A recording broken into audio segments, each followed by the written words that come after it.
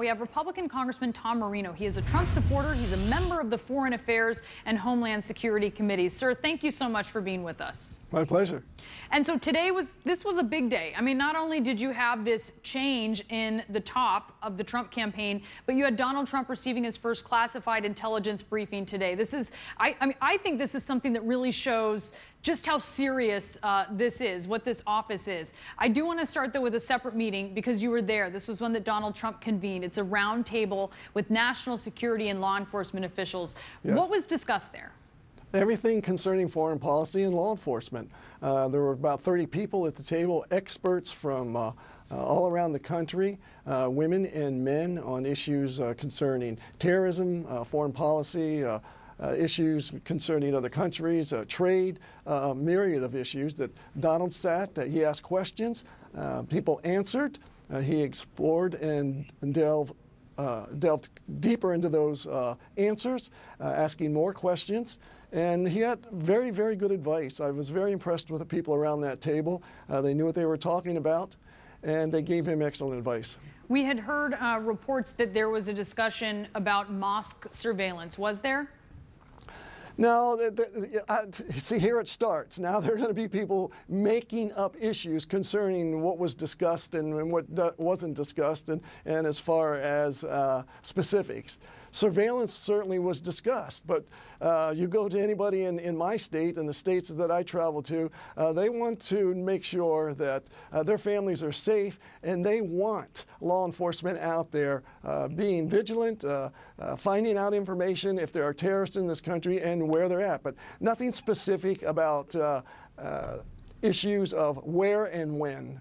Okay, so there was no discussion of surveillance of mosques. Now, I heard no discussion concerning the specifics that you just mentioned. Okay. And we certainly do appreciate that clarification. As I mentioned, you had Donald Trump getting this briefing today, a classified briefing today from the Director of National Intelligence. I wonder how you think that that is going to impact his policies, because certainly when we've heard from people who don't have these briefings and then they have these briefings, they say what I learned was that I did not have all of the facts. So do you think that this is going to influence his policies? Well, certainly he's going to hear of and learn issues and points of fact that the general public does not know about and should not know about. So will it have an impact on how he moves, what his thoughts are? I'm sure it will. But it's not going to change Donald Trump. Unlike Hillary Clinton, you know, she is just programmed. The only thing she can do is say what she's told to say. You know, the phony shell that can't think for herself on her own 2 feet. Donald is a man of, he created a $10 billion business. He's Donald Trump. He's going to say what's on his mind, and that's why he has the following. That's why he has the popularity that he has. Thousands of people show up at his rallies. Hillary Clinton doesn't have those rallies because they want to keep her out of those rallies. For number one, people won't show up, and plus when she's put on the spot, she can't answer the question. You know, remember, she has a short circuit somewhere.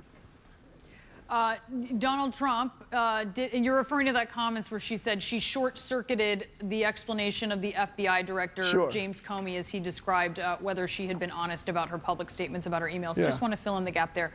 Yeah, just another lie, though. It just, you know, there's so many lies told by her that she can't keep track of them. So now once she's called out on them, she's got to come up with an excuse. And I don't want somebody in the White House that short circuits.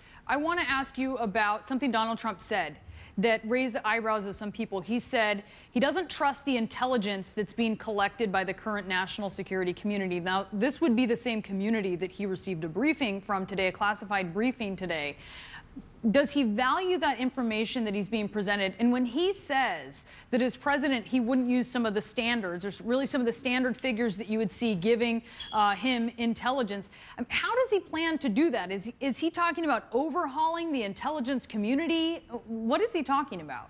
Well, don't you think it needs overhauled at this point? I've worked with agents as a U.S. attorney for quite a while, and I was in law enforcement and prosecutor for 18 years. And I have more retired agents and agents telling me across FBI, whether it's ICE, DEA, that their hands are tied.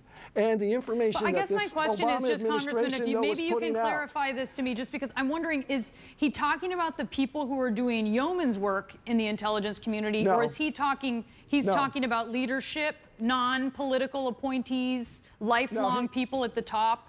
He's talking about this administration, this leadership, this White House, President Obama, who's not a leader. We don't get any true facts out of the White House. Something's always skewed. Something's always slanted. Okay, but that's a different. But let me, because I just want to understand this.